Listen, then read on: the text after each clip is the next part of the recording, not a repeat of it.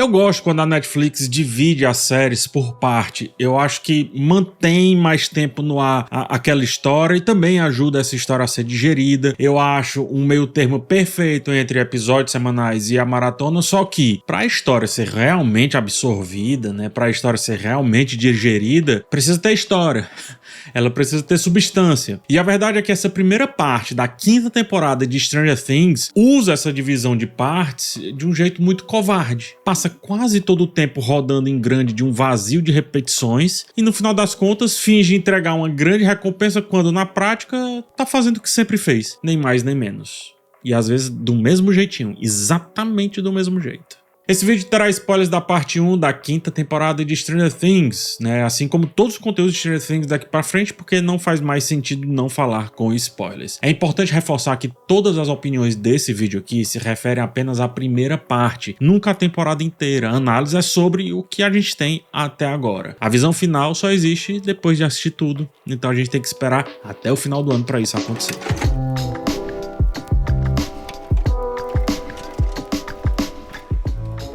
Mas vamos lá, o grande problema de Stranger Things é que ela ficou grande demais para uma proposta que, sejamos honestos, nunca foi tão grandiosa. E não tem nenhum problema não ser grandiosa, não, esse é o ponto aqui, tá? Até porque ela foi sempre muito carismática, criativa, divertida, mas não era essa gigante do entretenimento, da cultura pop, que acabou virando, né? A série ela começou como um resgate até singelo dos anos 80 e 90, da geração Dungeons and Dragons, das bicicletas, dos walk-talks, que inclusive voltam nessa 5ª temporada quase como uma homenagem pra si mesmo, né? Uma auto-homenagem. E aos poucos ela foi se tornando esse colosso aí que sabemos bem que é hoje em dia. Com esse tamanho, surgem dois caminhos pros finalmente dessa história. Um caminho é abraçar esse exagero e levar tudo ao limite, assim, sei lá, sabe, aceitar a grandeza, aceitar o escopo que tem. E outro caminho é recuar, fazendo mais uma vez o mais do mesmo por conta daquele medo de desagradar, medo de ousar, medo de romper o padrão, de irritar a legião de fãs que conquistou, enfim, essa é a proposta mais segura. E essa primeira parte da temporada escolhe esse medo e acaba virando um pastiche de si mesma, uma coleção de cenas que já vimos, embaladas em uma produção maior e mais cara. Só que é como você montar uma Ferrari com um motor de um carro 1.0, brilha por fora, mas por dentro é a mesma coisa de sempre. E eu tenho dúvidas sobre esse brilho por fora. A temporada se baseia em 3 cenários diferentes. A gente tem a cidade, a gente tem o mundo invertido e a gente tem aquele mundinho, aquele globinho de neve ali do Vecna, né, das memórias do Vecna e tudo mais. E 2 desses 3 cenários deixa tudo com a sensação muito de plástico, porque é muito CGI, sabe?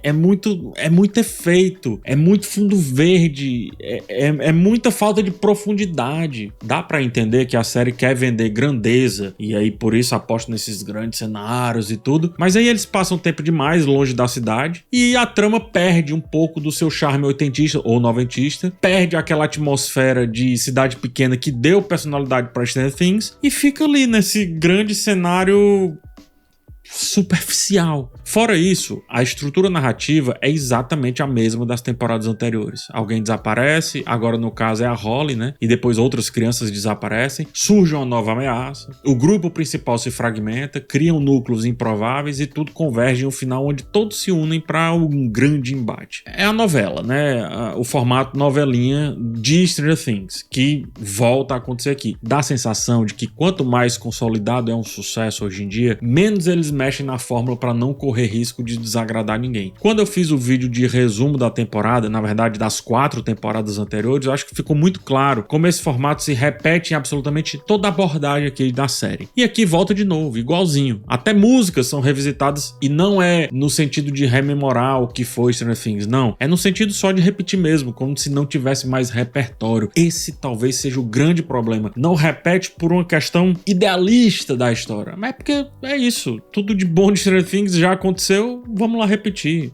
A galera vai curtir, e vai curtir mesmo. Essa é a verdade. O fã vai curtir. Já vejo vários indignados com esse vídeo, mas enfim. É por isso que eu acho essa repetição pior do que as repetições das temporadas passadas, porque agora parece muito uma reciclagem até dos temas. A cena da Max, lá na 4ª temporada, que eu acho, enfim, uma cena memorável, assim, maravilhosa. Ela, inclusive, é lembrada aqui, né? E perde força quando a série mexe nas regras estabelecidas naquela cena. Enfim, aquele episódio da Max é fantástico, e não por conta da música ou da estética apenas, mas porque tudo isso está convergindo para contar a história de uma menina traumatizada em luto que é resgatada pelo vínculo com os amigos. Ou seja, a música, ela é parte da identidade dela e vira, nesse caso, ponto de virada. É uma cena que explora o tema e resolve ali algumas questões, que é o que eu sinto falta na parte 1 aqui da 5ª temporada. Aqui eles revisitam esse momento, menosprezam até, né, quebram a regra, como eu disse, e fora que durante boa parte dessas várias horas, eu poderia dizer, esses 4 primeiros episódios não criam essa mesma conexão temática / emocional que essa cena da 4ª temporada, por exemplo, criou. Aposto em deixar algum tema mais relevante para os momentos finais, e até lá ficam escavando memórias e reciclando elementos sem dar novo significado a nada. E ainda destrói alguns significados que foram dados ao longo aí das demais tramas. Tudo isso, se tivesse embalado em algo realmente inovador, eu acho que poderia funcionar, mas não tá. A sensação é muito parecida com os finalmente de Harry Potter lá no cinema, especialmente naquela reta final em que os filmes eles ficaram cozinhando a trama. Eles vão empurrando, repetindo temas, sabem que os fãs já são fãs, repetem conflitos, procuram dar pequenos destaques para cada personagem como se fosse uma despedida e deixam para o embate final aquela grande sensação de recompensa. O impacto existe, mas porque é o final, não porque a construção até o final foi refinada. Parece grandioso pela circunstância, não pelo desenvolvimento em si. Esse daqui daria para ser o resumo dessa primeira parte tranquilamente. Mas antes de continuar, uma palavrinha dos nossos patrocinadores. Imagina você naquele seriado sitcom, você entra em cena todo confiante, todo cheio de pompa, mas o povo começa a rir porque percebe algo que só você não se ligou. Basta um reflexo no espelho para descobrir que na verdade a sua própria roupa virou a piada. A gola desalinhada sozinha, o tecido que esquenta mais do que luz de estúdio e a única vontade que vem é a de sumir. Sabe o que evitaria isso? Facinho, a Insider. Apollo Game Changer, por exemplo, é aquela ferramenta de roteiro que vem para salvar a reputação do protagonista. O tecido tecnológico controla o odor e tem aquele toque macio que faria você de coadjuvante suportável virar alguém simpático, super aceito pelo público. Nada desbota, nada entorta, nada vira meme, é Apollo clássica, só que atualizada, perfeita para aquele momento em que você precisa fingir que a sua vida está organizada. Mas eu tenho que lembrar que estamos na última semana de Black Friday Insider e como um bom episódio que termina com uma revelação importante, aqui vai a sua. Somando o meu cupom PH Santos, que dá 15% de desconto. Com os descontos do site dá para chegar até 70% de desconto. E ainda tem frete grátis. Então aproveita enquanto pode, tá? Agora, se você quiser seguir como o personagem que vive repetindo o mesmo erro a cada episódio, eu não tenho como te defender. A piada fica só besta mesmo e você se torna aí o foco dela. E agora vamos lá voltar ao vídeo. Inclusive eu falei de Harry Potter, né? Eu fiquei pensando como Stranger Things lembra muito Harry Potter se a gente observar com calma. O Will sobrevive à ameaça de um vilão que tá buscando moldar o mundo do seu jeito, enquanto também tenta se reconstruir fisicamente. Depois revela um poder conectado a esse mesmo vilão, memórias perdidas. Gente, ele até tem a visão de um dos Minions lá do vilão. Ele vira, inclusive, a antítese do Vecna, né? No caso do Harry Potter, uma parte do Voldemort que vive dentro dele. Aqui é o Will como uma parte do Vecna. É coisa que se encaixa aqui perfeitamente em absolutamente tudo. O Will vira uma espécie de anti-Vecna, enquanto usa os rastros e marcas deixados pelo próprio Vecna para, quem sabe, gerar aí um embate final. Acredite, tem viagem no tempo para fazer uma memória aparecer de como era o colégio, da mesma maneira que a gente de vez em quando viaja no tempo para ver como é que era Hogwarts no passado. Como é que pode, mano? Como é que pode, hein? Temos, no fim das contas, um tipo de Stranger Harry Potter Things aqui que depõe muito contra a originalidade dessa série, para além de ser um pastiche de si mesma.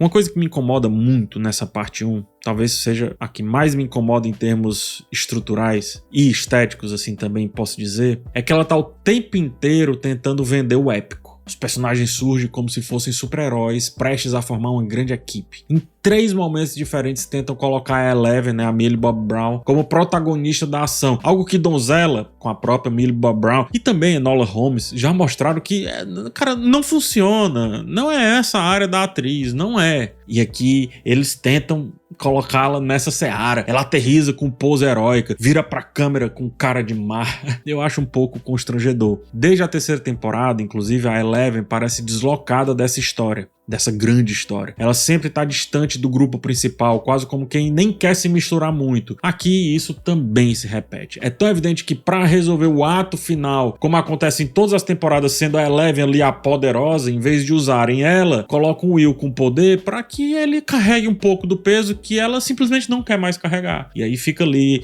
a Eleven, a Millie Bobby Brown, o Hopper, seja o que for, separados da série. Parece que eles estão existindo em outra série. Eles têm outro rolê.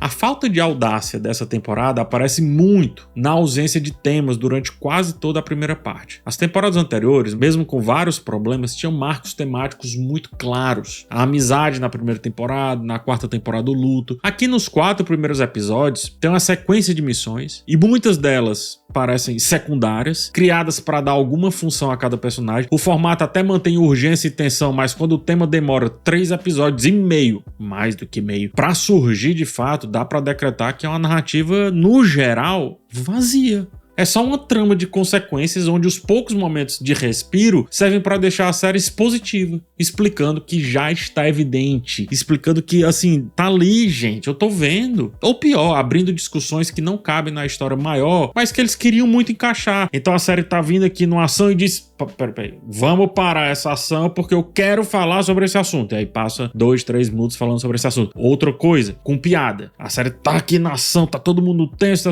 Não, precisamos contar uma piada. E aí começa a inventar uma grande piada de pau. De um mau gosto. Meu amigo.